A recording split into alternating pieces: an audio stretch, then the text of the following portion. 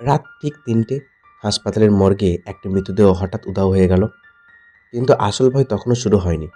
কারণ মৃত্যুর আগে যে বৃদ্ধ শেষবার বলেছিল, "আমি আবার দেখা করতে আসব", সেই কথার সত্যতা প্রমাণ করতেই কয়েক মিনিট পরই করিডোরে দেখা গেল এক সাদা শাড়ি পরা রহস্যময় নারীকে। তিনি কে? কেন তিনি শুধু মৃত্যুর আগের মানুষের সামনে আসেন? আর সেই রাতের পর ডাক্তার অরিন্দমের জীবনে কি ঘটেছিল? The haunted minds YouTube channel থেকে আমি সিদ্ধার্থ। আপনারা শুনছেন আজকের গ্রাম বাংলা ভূতের গল্প, মৃত্যুর আগে শেষ দেখা। বর্ষার এক ঝোড়ো সন্ধ্যা, আকাশে কালো মেঘ, বিদ্যুৎ চমকাচ্ছে, আর দূরে কোথাও শ্মশানের ঘণ্টার শব্দ ভেসে আসছে। কলকাতার এক সরকারি হাসপাতালে রাতের শিফটে কাজ করছিল তরুণ ডাক্তার অরিন্দম। মৃত্যুর সঙ্গে তার প্রতিদিনই দেখা হয়, তাই ভূতপ্রেত আর কোনো বিশ্বাস তার ছিল না। সেই দিন রাত ঠিক 11:57 এমার্জেন্সিতে আনা হলো এক বৃদ্ধকে। শরীর রক্তাক্ত, নিঃশ্বাস প্রায় বন্ধ। মৃত্যুর আগে তিনি কাঁপা কাঁপা গলায় শুধু একটাই কথা বললেন, "ওকে বলো আমি শেষবার দেখা করতে আসবো, ঠিক মৃত্যুর পর।" এই কথার শেষ কয়েক সেকেন্ড পরেই তার হৃদয়ের স্পন্দন থেমে গেল। অরিন্দম বৃদ্ধের হাত থেকে একটি পুরনো সাদা কালো ছবি পেলেন। ছবিতে এক তরুণী দাঁড়িয়ে আছে একটি বিশাল বটগাছের নিচে। ছবির পেছনে কালি দিয়ে লেখা, "শেষ দেখা 12ই আগস্ট, রাত 3টা।" অদ্ভুত ব্যাপার হলো সেই দিন ছিল 12ই আগস্ট। হাসপাতালের একজন বৃদ্ধ ওয়ার্ড বয় ছবিটি দেখেই ভয়ে ফ্যাকাশে হয়ে গেলেন। "স্যার, এই ছবি আপনি কোথায় পেলেন?" অরিন্দম সব ঘটনা বলতেই লোকটি কাঁপা গলায় বললেন, "ওই মেয়েটা 40 বছর আগে মারা গেছে, কিন্তু প্রতি বছর এই রাতে কেউ না কেউ বলে মৃত্যুর আগে সে নাকি শেষবার দেখা করতে আসে।" অরিন্দম হেসে উড়িয়ে দিলেন। কিন্তু রাত 2:45 হাসপাতালের সব সিসিটিভি বন্ধ হয়ে গেল। করিডোরে বিদ্যুতের ঝলকানির সঙ্গে সঙ্গে তিনি দেখলেন একজন সাদা শাড়ি পরা মহিলা ধীরে ধীরে হাঁটছেন। তিনি ডাকলেন, "কে ওখানে?" কোনো উত্তর নেই। মহিলাটি করিডোরের শেষ মাথায় গিয়ে মিলিয়ে গেলেন। অরিন্দম দ্রুত সেখানে পৌঁছে দেখলেন মেঝেতে পড়ে আছে সেই এক পুরনো ছবি। কিন্তু এবার ছবিতে শুধু তরুণী নয়, অরিন্দম নিজেও দাঁড়িয়ে আছে তার পাশে।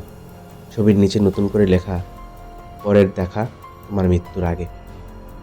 অরিন্দমের বুকের ভেতর ঠান্ডা একটা শীতল স্রোত বয়ে গেল। হাসপাতালের বাইরে বজ্রপাত হলো, আর ঠিক তখনই তার মোবাইলের একটি অচেনা নাম্বার থেকে কল এলো। ফোন ধরতেই ওপাশ থেকে খুব ধীরে একটি নারী কণ্ঠ বলল, "আমার সঙ্গে দেখা না করলে তুমি বাড়ি ফিরতে পারবে না।" অরিন্দম কিছু বলার আগেই কল কেটে গেল। হঠাৎ হাসপাতালের মর্গের দরজা নিজে থেকেই খুলে গেল। ভেতর থেকে ভেসে এলো কারোর পায়ের শব্দ। মর্গের ভারী লোহার দরজাটি নিজে থেকে খুলে গেল।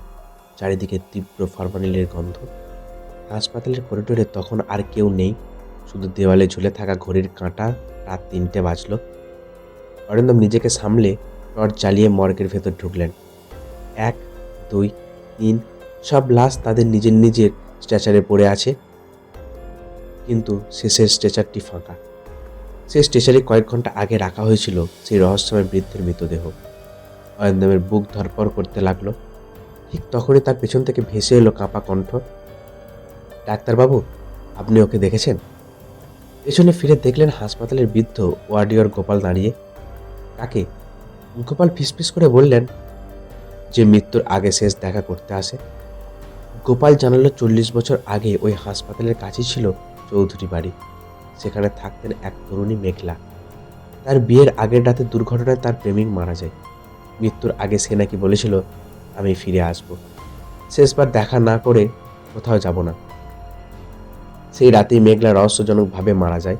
তারপর থেকে প্রতি বছর একই রাতে কেউ একজন মৃত্যুর আগে দাবি করে সে সাদা শাড়ি পরা এক মহিলাকে দেখেছে, আর সেই মানুষটি কয়েকদিনের মধ্যেই মারা যায়। অরিন্দম বিরক্ত হয়ে বললেন, "এসব কুসংস্কার।" ঠিক তখনই হাসপাতালের সব আলো নিভে গেল। অন্ধকার, শুধু জরুরি বিভাগের আলো টিমটিম করছে। কিন্তু করিডোরের শেষ প্রান্তে আবার দেখা গেল সেই সাদা শাড়ি পরা মহিলাকে। এবার তিনি ধীরে ধীরে অরিন্দমের দিকে এগিয়ে আসছেন। তার মুখ এখনো দেখা যাচ্ছে না। প্রতিটি পদক্ষেপের সঙ্গে করিডোরে ভেসে উঠছে ভেজা পায়ের শব্দ। অরিন্দম সাহস করে সামনে এগোলেন। দুজনের মধ্যে দূরত্ব মাত্র 10 হাত। হঠাৎ মহিলার মুখ তুলে তাকালেন। অরিন্দমের শরীর জমে গেল। এটা মানুষের মুখ নয়। চোখ দুটো সম্পূর্ণ সাদা, ঠোঁটের কোণে জমাট বাঁধা কালো রক্ত, আর সবচেয়ে ভয়ঙ্কর, তার গলায় ঝুলছে সেই এক লকেট যা কয়েক ঘন্টার আগে মৃত বৃদ্ধের গলায় ছিল। মহিলাটি মৃদু হেসে বললেন, সে কথা রাখেনি, তুমি রাখবে? অরিন্দম কাঁপা গলায় বললেন, আপনি কে? মহিলা কোনো উত্তর দিলেন না, বরং নিচের হাত বাড়িয়ে দিলেন। তার তালুতে পড়ে আছে এক মরিচা ধরা পুরনো চাবি। চৌধুরী বাড়ির উত্তর দিকের দরজা খুলে দেখো, সত্যটা এখানেই লুকিয়ে আছে।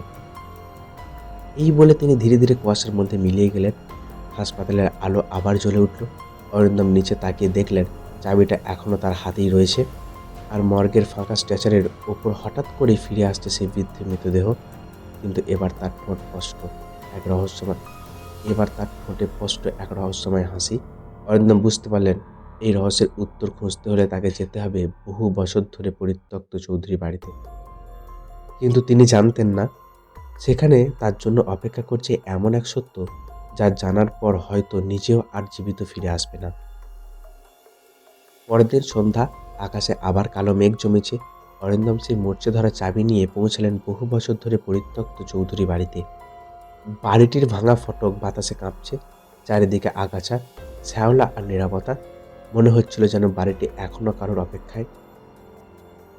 তিনি উত্তর দিকের দরজাটি খুঁজে পেলেন। দরজায় তালা ঝুলছে। কাঁপা হাতে চাবিটি ঢোকাতেই দরজাটি খুলে গেল। ভেতরে ধুলোমাখা একটি ঘর, দেওয়ালে পুরনো ছবি, মাকড়সার জাল, আর মাঝখানে কাঠের একটি সিন্দুক। সিন্দুক খুলতেই তিনি পেলেন শত শত পুরনো চিঠি। শেষ চিঠিতে লেখা ছিল, মেঘলা, যদি আমি ফিরে না আসি তবে আমার অপেক্ষা করো না, নতুন জীবন শুরু করো। আমি চাই না আমার জন্য তুমি নিজের জীবন নষ্ট করো। কিন্তু সেই চিঠি কখনো মেঘলার হাতে পৌঁছায়নি। বিয়ের আগের রাতে অভিজিৎ দুর্ঘটনায় মারা যায়। সবাই মেঘলাকে মিথ্যা বলেছিল, অভিজিৎ নাকি তাকে ছেড়ে চলে গেছে। ভাঙা হৃদয়ে মেঘলা সেই রাতে আত্মহত্যা করে। মৃত্যুর আগে তার শেষ কথা ছিল, শুধু একবার দেখা হলে আমি মুক্তি পাব। ঠিক তখনই ঘরের দরজা নিজে থেকেই বন্ধ হয়ে গেল। ঠান্ডা বাতাস বইতে লাগলো। অন্ধকারের মধ্যে ধীরে ধীরে দেখা দিল সেই সাদা শাড়ি পরা নারী। কিন্তু এবার তার মুখে আর ভয় ছিল না, চোখে ছিল গভীর কষ্ট। তিনি ধীরে ধীরে বললেন, আমি কাউকে মারতে আসিনি, আমি শুধু আমার শেষ দেখা খুঁজছিলাম। অরিন্দম সব চিঠি নিয়ে সেই দিন রাতেই অভিজিতের কবরের পাশে গেলেন। মেঘলা শেষ চিঠিও সেখানে পড়ে শোনালেন।